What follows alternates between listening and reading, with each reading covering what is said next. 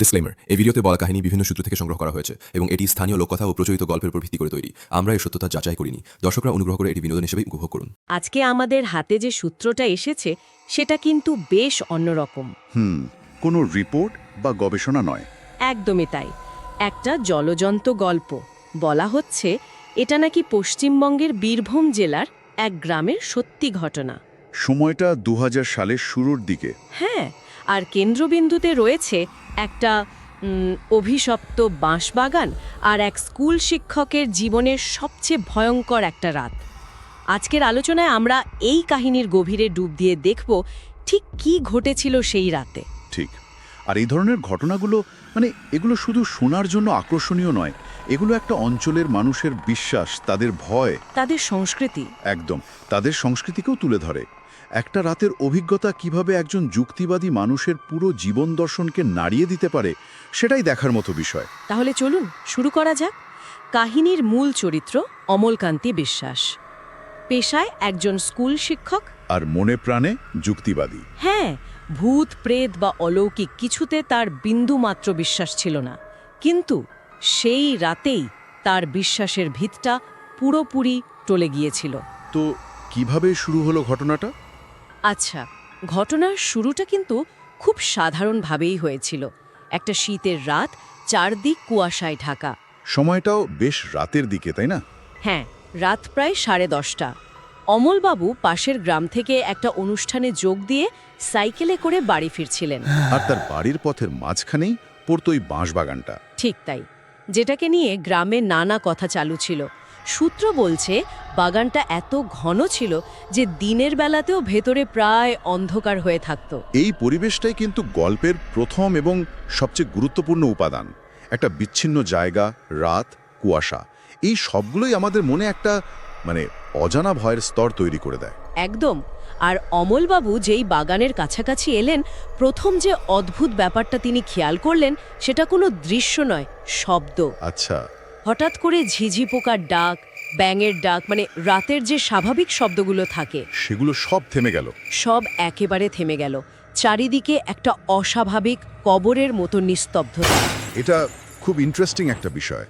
আমাদের সূত্র বলছে তার নাকি মনে হচ্ছিল কেউ ঠিক কানের পাশে দাঁড়িয়ে নিঃশ্বাস ফেলছে। এই হঠাৎ নীরবতার এর কি কোনো মনস্তাত্ত্বিক প্রভাব আছে? অবশ্যই আছে। আমরা সবসময় প্রচণ্ড শব্দকে বিপদের সংকেত হিসেবে দেখি, কিন্তু তার চেয়েও অনেক বেশি ভয়ঙ্কর হতে পারে এই নিস্তেশ্বর নীরবতা। তাই? হ্যাঁ, আমাদের মস্তিষ্ক পরিবেশ থেকে একটা সাউন্ড প্যাটার্ন আশা করে। যখন সেই প্যাটার্নটা হঠাৎ ভেঙে যায়, আমাদের অবচেতন মন ধরে নেয় যে কিছু একটা বড় গোলমাল হয়েছে। যেমন জঙ্গলে বাঘ এলে পশু পাখিরা চুপ করে যায়। ঠিক সেরকম একটা আদিম সতর্কবার্তা। অমলবাবুর ক্ষেত্রেও কিন্তু এটাই ঘটছিল। তার যুক্তিমন হয়তো পাত্তা দিচ্ছিল না, কিন্তু তার শরীর বিপদটা ঠিকই টের পাচ্ছিল। ভাবা যায়, তার শরীর তাকে আগেই সাবধান করে দিচ্ছিল। একদম। আর ঠিক তারপরেই তিনি শারীরিক একটা বাধা অনুভব করলেন। তার মনে হলো সাইকেলটা হঠাৎ করে অসম্ভব ভারী হয়ে গেছে। প্যাডেল করা যাচ্ছে না। হ্যাঁ, প্যাডেল করতেই পারছেন না, যেন কেউ পেছনের ক্যারিয়ারে চেপে বসেছে বা এরকম চাকা ধরে পেছন থেকে টানছে। এখানেও দেখুন, প্রথমে তিনি কিন্তু অলৌকিক কিছু ভাবেননি। হ্যাঁ, ঠিক তাই। একজন যুক্তিবাদী মানুষ যা ভাবতেন তিনিও তাই ভেবেছিলেন। হয়তো টায়ারের হাওয়া কমে গেছে বা চেনে কিছু আটকেছে আর কি। এই ভেবেই তিনি সাইকেল থেকে নামলেন। কিন্তু সাইকেল থেকে নেমে টর্চের আলো ফেলে যা দেখলেন, সেটাই তার সব যুক্তিকে এক মুহূর্তে ধুলোয় মিশিয়ে দেওয়ার জন্য যথেষ্ট ছিল। কি দেখলেন? তিনি দেখলেন পেছনে কেউ নেই, কিন্তু সাইকেলের চাকার দাগের পাশে ভেজা মাটিতে এক জোড়া খালি পায়ের ছাপ। আচ্ছা। আর সবচেয়ে অদ্ভুত আর ভয়ের ব্যাপারটা হলো পায়ের পাতা দুটো ছিল উল্টো দিকে ঘোরানো। আর এখানেই গল্পটা একটা সাধারণ ভয়ের অনুভূতি থেকে বেরিয়ে এসে পুরোপুরি লোক কথার জগতে প্রবেশ করে। এই উল্টো পায়ের ধারণাটা ঠিক কি, কেন এটা এত গুরুত্বপূর্ণ?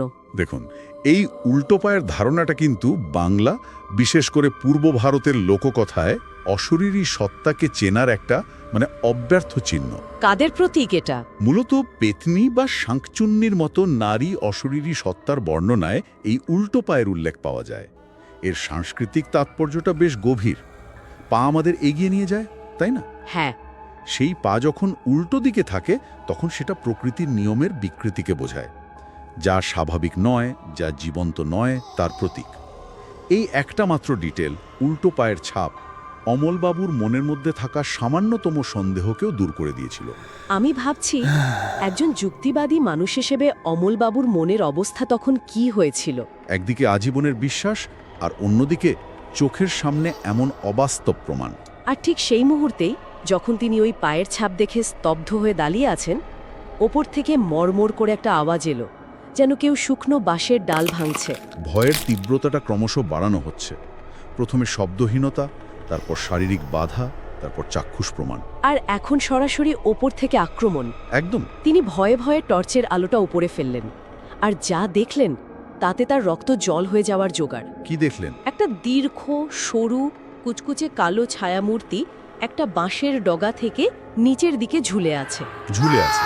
হ্যাঁ, আর চোখের পলকে কোনো মাধ্যাকর্ষণ শক্তিকে তোয়াক্কা না করে শরীরটা যেন তরলের মতো গলে নিচে নেমে এলো তার সামনে। উফ। সূত্রের বর্ণনাটা গায়ে কাটা দেওয়ার মতো। বলা হয়েছে তার হাতগুলো ছিল অস্বাভাবিক লম্বা, আঙুলের নখগুলো ছিল ধারালো আর কোদালের ফলার মতো বাঁকানো। ভয়ঙ্কর বর্ণনা। আর শরীরটা থেকে পচা মাংসের মতো একটা তীব্র দুর্গন্ধ আসছিল। গন্ধ? দেখুন, ভয়টাকে আরও তীব্র করার জন্য প্রায় সমস্ত ইন্দ্রিয়কে ব্যবহার করা হয়েছে। শুধু চোখে দেখা নয়, নাকে আসা গন্ধের কথাও বলা হয়েছে। একটা পচা গন্ধ। হ্যাঁ, এটা মৃত্যুর প্রতীক, ক্ষয়ের প্রতীক। এই ধরনের বর্ণনা ঘটনাটাকে অনেক বেশি বাস্তব আর মর্মবেধী করে তোলে। অবয়বটার কোনো বৈশিষ্ট্যই তো মানুষের মতো নয়। আমার একটা প্রশ্ন আছে। অনেক ভূতের গল্পে তো শুধু একটা ছায়ামূর্তি বা অস্পষ্ট অবয়বের কথা থাকে, কিন্তু এখানে এত খুঁটিনাটি বর্ণনা কেন? খুব ভালো প্রশ্ন। এর দুটো দিক আছে। প্রথমত, গল্প যত বিশদ হয় তত বেশি বিশ্বাসযোগ্য মনে হয়। খুঁটিনাটি বর্ণনা আমাদের মস্তিষ্ককে ভাবতে বাধ্য করে যে এটা সত্যি। আচ্ছা। আর দ্বিতীয়ত, এই বৈশিষ্ট্যগুলো সবই প্রতীকী। লম্বা হাত মানে তার নাগালের বাইরে কেউ নেই, ধারালো নখ হিংস্রতার প্রতীক। এই প্রত্যেকটা ডিটেল অমলবাবুর মনে চূড়ান্ত আতঙ্ক তৈরি করার জন্য যথেষ্ট ছিল। আর সেই আতঙ্ক তখন চরমে পৌঁছালো। ছায়া মূর্তিটা যখন অমলবাবুর মুখামুখি এসে দাঁড়ালো, তিনি দেখলেন তার মুখে নাক বা কান বলে কিছুই নেই। মাই গড! শুধু কপালের জায়গায় আগুনের গোলার মতো দুটো টকটকে লাল চোখ জ্বলছে। এরপর সেই সত্তাটা কোনো কথা বলল না, শুধু এমন একটা তীব্র তীক্ষ্ণ আর্তনাদ করে উঠল। চিৎকার। হ্যাঁ, যা কোনো মানুষের গলার স্বর হতেই পারে না।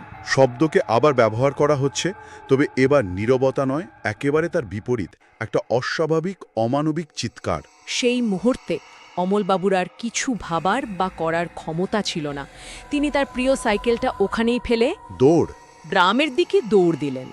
দৌড়াতে দৌড়াতে তিনি স্পষ্ট অনুভব করছিলেন ওই ছায়াটা তার পিছু ছাড়েনি। বাতাসে ভেসে ভেসে আসছে যেন। ঠিক তাই, নিঃশব্দে তাকে তাড়া করছে। তার নিজের পায়ের আওয়াজ ছাড়া আর কোনো শব্দ নেই, কিন্তু তিনি নিশ্চিত ছিলেন যে তিনি একা নন। এই নিঃশব্দে তাড়া করা ধারণাটাও খুব ভয়ের, কারণ আপনি জানেন না শত্রু ঠিক কতটা দূরে বা কাছে আছে। আর ঠিক যখন তিনি প্রায় গ্রামের সীমানায় ঢুকে পড়েছেন, তখন দূর থেকে মন্দিরের সন্ধ্যারাতির শেষ ঘণ্টার শব্দ ভেসে এলো। আর ওখানেই মুক্তি। হ্যাঁ, সেই ঘণ্টার শব্দ কানে আসতেই তার মনে হলো পেছনের সেই অশরীরী অস্তিত্বটা যেন মিলিয়ে গেল। তিনি আর সেটার উপস্থিতি অনুভব করতে পারছিলেন না। এটা একেবারেই কাকতালীয় নয়। লোকবিশ্বাসের জগতে এর একটা বিরাট তাৎপর্য আছে। মন্দিরের ঘণ্টা, আজানের ধ্বনি, এই পবিত্র শব্দগুলোকে প্রায় সব সংস্কৃতিতেই অশুভ শক্তির বিনাশকারী হিসেবে দেখা হয়। একটা রক্ষা কবচের মতো। একদম। বিশ্বাস করা হয় এই শব্দগুলো একটা আধ্যাত্মিক রক্ষা কবচ বা স্পিরিচুয়াল শিল তৈরি করে, যা কোনো অশুভ সত্তা ভেদ করতে পারে না। ওই ঘণ্টার শব্দটা ছিল বিশৃঙ্খল ভয়ঙ্কর এক শক্তির বিরুদ্ধে শৃঙ্খলা এবং পবিত্রতার প্রতীক। বাড়ি পৌঁছানোর পর তার অবস্থা কি হয়েছিল? সূত্র বলছে বাড়ি পৌঁছানোর পর তার সারা শরীর বরফের মতো ঠান্ডা হয়ে গিয়েছিল এবং তিনি জ্ঞান হারান। ওহ! প্রায় 3 সপ্তাহ তিনি ঘোরের মধ্যে ছিলেন, প্রচণ্ড জ্বর। আর যখনই জ্ঞান ফিরত একটাই কথা বলতেন। কি? ও আমাকে নিতে এসেছিল। ভাবুন একবার, একজন স্কুল শিক্ষক, একজন যুক্তিবাদী মানুষ, তার এই অবস্থাটা তার পরিবার এবং গ্রামের বাকিদের মনে কতটা গভীর ছাপ ফেলেছিল। অবশ্যই। আর এই ঘটনার পরেই গ্রামের পুরনো গল্পগুলো আবার সামনে আসতে শুরু করে, তাই তো? একদম। গ্রামের বয়স্করা বলতে শুরু করেন যে বহু বছর আগে ওই বাঁশবাগানে এক ভিখারিকে ডাকাতরা খুন করে পুঁতে দিয়েছিল। তাদের মতে এটাই তারই অক্ষিপ্ত আত্মা। যে আজও মুক্তি পায়নি। হ্যাঁ, আর মাঝে মাঝে রাতের পথিকদের ভয় দেখায়। একটা অলৌকিক অভিজ্ঞতার সঙ্গে সঙ্গে সঙ্গে একটা ব্যাকস্টোরি বা পেছনের গল্প জুড়ে দেওয়া হলো। এটা কেন হয়? এটা মানুষের একটা স্বাভাবিক প্রবৃত্তি। আমরা অজানা বা ব্যাখ্যাতীত কোনো বিষয়কে ভয় পাই। যখনই আমরা সেটার পেছনে একটা গল্প বা কারণ জুড়ে দিই, তখন সেই ভয়টা কিছুটা হলেও পরিচিত একটা আকার পায়। তখন আর সেটা একটা অজ্ঞাত শক্তি থাকে না। ঠিক, বরং একটা পরিচিত সত্তায় পরিণত হয়। একজন অতৃপ্ত আত্মা, যার রাগ বা দুঃখের কারণ আছে। এই পেছনের গল্পটা অমলবাবুর ব্যক্তিগত অভিজ্ঞতাকে একটা সমষ্টিগত কিংবদন্তিতে রূপান্তরিত করে। তার মানে এই গল্পটা ওই অতৃপ্ত আত্মার অস্তিত্বকে একটা যৌক্তিকতা দেয়। একদম। এটা ব্যাখ্যা করে যে কেন সেই আত্মাটি ওখানে আছে, কেন সে এত রাগী। এর ফলে অমলবাবুর অভিজ্ঞতাটা বিচ্ছিন্ন একটা ঘটনা না থেকে ওই অঞ্চলের লোককথার একটা গুরুত্বপূর্ণ অংশে পরিণত হয়। তাহলে এই সব কিছুর মানে কি দাঁড়ায়? সূত্র অনুযায়ী এত বছর পরেও সেই বাঁশবাগানটা আগের মতোই আছে। কেউ ওটা কাটার সাহস করে না। আর এলাকার মানুষ নাকি আজও মাঝে মধ্যে রাতের বেলা ওদিক থেকে কান্নার আওয়াজ বা ফিসফিসানি শুনতে পায়। অমলবাবুর সেই রাতের অভিজ্ঞতাটা যেন ওই জায়গার অভিশাপটাকে আরও পাকাপোক্ত করে দিয়ে গেছে। অমলকান্তি বিশ্বাসের এই অভিজ্ঞতাটা সত্যি এক যুক্তিবাদী মনের সাথে লোকবিশ্বাসের সংঘাতের এক অসাধারণ উদাহরণ। একটা অভিশপ্ত জায়গা, এক অতৃপ্ত আত্মার পুরনো কাহিনী, আর এক সাধারণ মানুষের জীবনের সবচেয়ে ভয়ঙ্কর রাতের অভিজ্ঞতা। এই সব কিছু মিলে এমন এক রহস্য তৈরি হয়েছে যা আজও বীরভূমের সেই গ্রামটাকে ঘিরে রেখেছে। এই বিবরণটা আমাদের একটা জিনিস খুব পরিষ্কারভাবে দেখায়। কিছু অভিজ্ঞতা এতটাই ব্যক্তিগত এবং তীব্র হয় যে তাকে নিছক যুক্তি বা বিজ্ঞান দিয়ে মাপা খুব কঠিন হয়ে পড়ে। অমলবাবু সেদিন রাতে হ্যালুসিনেশন দেখেছিলেন, নাকি তিনি সত্যি এমন কিছুর সম্মুখীন হয়েছিলেন যা আমাদের পরিচিত জগতের নিয়মের বাইরে? এই বিতর্ক চলতেই পারে। কিন্তু আসল কথাটা হলো, সেই অভিজ্ঞতাটা তার কাছে 100% সত্যি ছিল, আর সেটা তার জীবনটাকে চিরকালের জন্য বদলে দিয়েছিল। এই ধরনের ঘটনাগুলোই আমাদের বিশ্বাস, ভয় আর বাস্তবতার সীমানাকে বারবার প্রশ্ন করে। একদম। আর এখানেই আমরা আজকের আলোচনাটা শেষ করতে পারি একটা চিন্তার খোরাক দিয়ে। কি সেটা? আমাদের সূত্র বলছে মানুষ আজও সেই বাঁশবাগান থেকে অদ্ভুত শব্দ শুনতে পায়। প্রশ্নটা হলো, সেই খুন হওয়া ভিখারির অতৃপ্ত আত্মাটা কি সত্যি ওখানে রয়ে গেছে, নাকি অমলবাবুর সেই রাতের ভয়ঙ্কর অভিজ্ঞতাটাই এখন একটা জীবন্ত কিংবদন্তিতে পরিণত হয়েছে, যার নিজেই একটা অশরীরী সত্তার মতো সেই বাঁশবাগান আর মানুষের মনকে তাড়া করে বেড়াচ্ছে? হ্যালো বন্ধুরা, আজকের ভিডিওটা কিন্তু আপনাদেরই জন্য, কারণ এখন থেকে আমাদের এই চ্যানেলে আপনাদের ঘটে যাওয়া ভৌতিক ঘটনা শোনানোর একটা বিশেষ সুযোগ থাকছে। আপনার সাথে বা আপনার পরিচিত কারোর সাথে যদি কোনো সত্যি ঘটনা ঘটে থাকে যা আপনি সবার সাথে শেয়ার করতে চান, তবে দেরি না করে আমাদের মেইল করে পাঠিয়ে দিন। আপনাদের পাঠানো গল্প আমাদের ভালো লাগলে আপনার নাম উল্লেখ করেই আমরা সেই ঘটনা নিয়ে ভিডিও বানাবো এবং এই চ্যানেলে আপলোড দেব। তাই চটপট আপনার গল্পটা লিখে পাঠিয়ে দিন। আমরা আপনাদের মেইলের অপেক্ষায় থাকলাম।